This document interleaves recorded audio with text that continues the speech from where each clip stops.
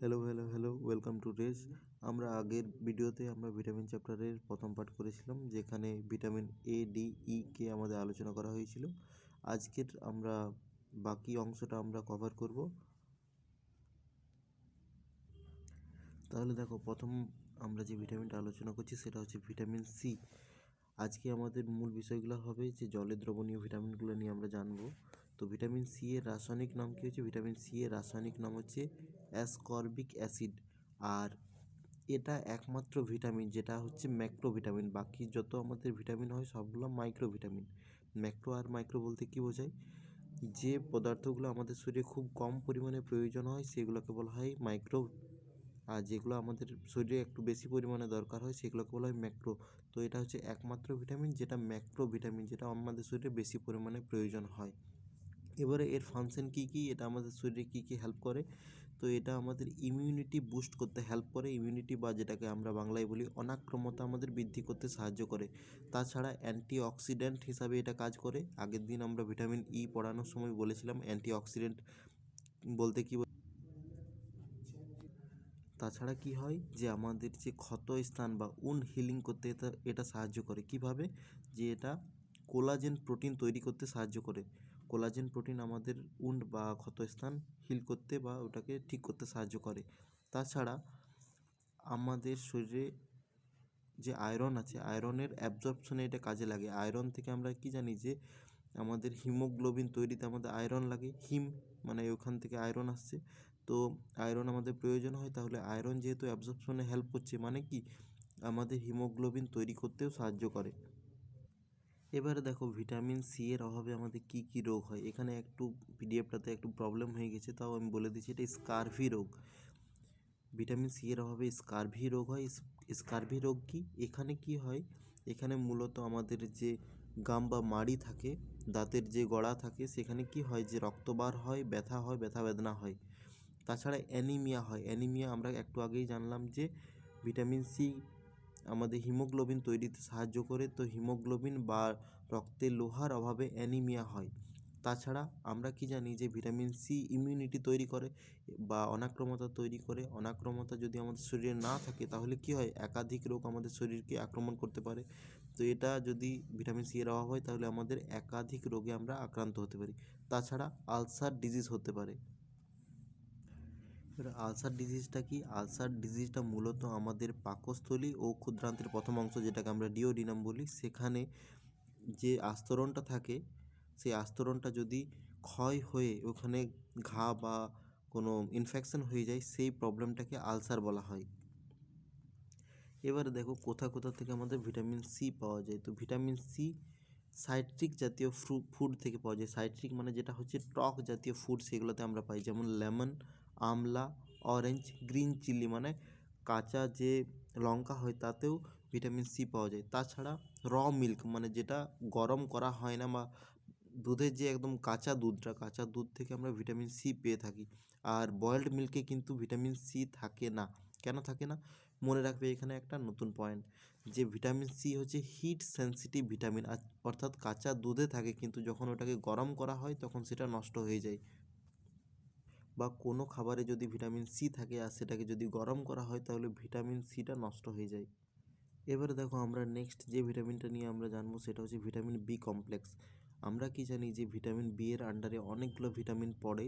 তো আমরা সব ভিটামিনগুলো একের পর এক আমরা জানবো। আমরা আগেই এইগুলোর রাসায়নিক নাম জেনে ফেলেছি, তাও আর একবার সাথে সাথে আমরা করে নেব। আচ্ছা, একটা জিনিস তোমাদের বলতে ভুলে গেলাম যে ভিটামিন সি এর রাসায়নিক নাম হচ্ছে অ্যাসকর্বিক অ্যাসিড। এবার দেখো, ভিটামিন বি 12 কোথা কোথা থেকে পাওয়া যায়? গ্রিন লিফি ভেজিটেবল অর্থাৎ শাক সবজি থেকে পাওয়া যায়, ড্রাই ফ্রুটস থেকে পাওয়া যায়, স্প্রাউট মানে অঙ্কুরিত যে কোনো প্রোডাক্ট, যেমন চানা হতে পারে, মুগ হতে পারে, বিভিন্ন পদার্থের মধ্যে ভিটামিন বি কমপ্লেক্স পাওয়া যায়। তাছাড়া ডিম, দুগ্ধ জাতীয় পদার্থ এবং মাছ এবং যে কোনো প্রাণীর লিভার বা যেটা আমরাকে কলজা বলি, কলজার মধ্যে আমরা ভিটামিন বি কমপ্লেক্স পেয়ে থাকি। আচ্ছা, তোমরা কমেন্টের মধ্যে জানাও যে আর কোন ভিটামিন আমরা কলজাতে পেয়ে থাকি। এবার দেখো, সাধারণ কিছুগুলো আমরা কাজ এটা জেনে রাখবো। প্রথম হচ্ছে আরবিসি বা যেটাকে আমরা বলি রেড ব্লাড সেল, বা বাংলাতে এটাকে লোহিত রক্তকণিকা বলি।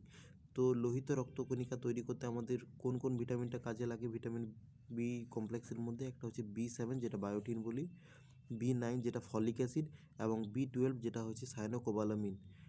আর এটা কি আমাদের ডাইজেশনে সাহায্য করে থাকে, মাসাল মোশনে আমাদের হেল্প করে থাকে।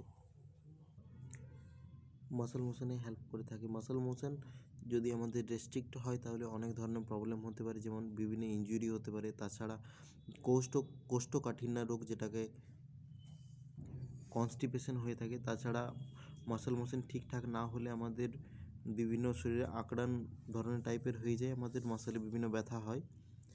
আর কি সাহায্য করে? যে আমাদের স্কিন, হেয়ার এবং ঠোঁট, জিভ এইগুলোর স্বাস্থ্য রক্ষা করতে আমাদের ভিটামিন বি কমপ্লেক্স আমাদের অনেক বেশি প্রয়োজন হয়। এবারে দেখো, আমরা প্রথম যে বি কমপ্লেক্সের ভিটামিন পড়ছি সেটা হচ্ছে B1 এর রাসায়নিক নাম হচ্ছে থায়ামিন। আর এটা কি? এটা হচ্ছে সালফার কন্টেনিং ভিটামিন, অর্থাৎ হচ্ছে এই ভিটামিনের মধ্যে সালফার থাকে। এটার অভাবে কি কি রোগ হয়? এই B1-এর অভাবে বা থায়ামিনের অভাবে বেরি রোগ হয়। বেরি রোগের লক্ষণ কি? এটাতে খিদে কম লাগে, ডাইজেশন ঠিক মতো হয় না। আর এটার ফলে কি হয়ে যায়? আমাদের অ্যাপাটাইটিস, যে পেটের যে হেলথ থাকে ওটা ঠিক থাকে না, যেটাকে অ্যানোরেক্সিয়া বলা হয়। তাছাড়া মাসল মোশন রেস্ট্রিক্টেড হয়, এটার ফলে কি আমাদের হার্ট অ্যাটাক পর্যন্ত হতে পারে। নেক্সট আমাদের ভিটামিন হলো B2, যেটাকে বলা হয় রাইবোফ্লেভিন। আর এটা ইয়েলো রঙের বা হলুদ রঙের হয়, তার জন্য এটাকে কি ইয়েলো ভিটামিনও বলা হয়। এবারে দেখো, বিভিন্ন পিগমেন্ট জাতীয় খাবার যেমন গাজর, তাছাড়া যে হলুদ রঙের দুধ হয়, মানে যখন গর্ভবতী বা গায়ের যে প্রথম যে দুধটা যেটাকে কোলোস্ট্রাম বলা হয়, সেটার মধ্যে বিটা ক্যারোটিন আর রাইবোফ্লেভিন এটা প্রচুর পরিমাণে থাকে, ওই জন্য ওইগুলা হলুদ রঙের হয়। আর এটার অভাবে কী রোগ হয়? এটার অভাবে মূলত চিলিওসিস হয়। চিলিওসিসে কী হয়? যে ঠোঁটের যে সাইডের কর্নারগুলো থাকে সেই কর্নারগুলোতে ফেটে যায় বা ক্র্যাক হয়ে যায় বা ঘা টাইপের হয়ে যায়, সেটাকে বলা হয় চিলিওসিস। এবার আমাদের নেক্সট ভিটামিন হচ্ছে ভিটামিন B3, বা এটাকে ভিটামিন পিও বলা হয়। এটার রাসায়নিক নাম হচ্ছে নিয়াসিন বা নিকোটিনিক অ্যাসিড। এটার অভাবে কী রোগ হয়? এটার অভাবে প্যালেগ্রা রোগ হয়। প্যালেগ্রা রোগকে D3 রোগও বলা হয়। ডি দিয়ে ডায়রিয়া, ডি দিয়ে ডার্মাটাইটিস, আর একটা হচ্ছে ডিমেন্টিয়া। দেখো, দুটা ডায়রিয়া তো আমরা জানি, ডায়রিয়ার ক্ষেত্রে কী হয়? যে পেট খারাপ হয়ে যায়। তারপরে ডার্মাটাইটিসের মধ্যে স্কিনে অনেক প্রবলেম দেখা দেয়, কামড় অনেক কিছু হয় বা স্কিনটা রুক্ষ হয়ে যায়।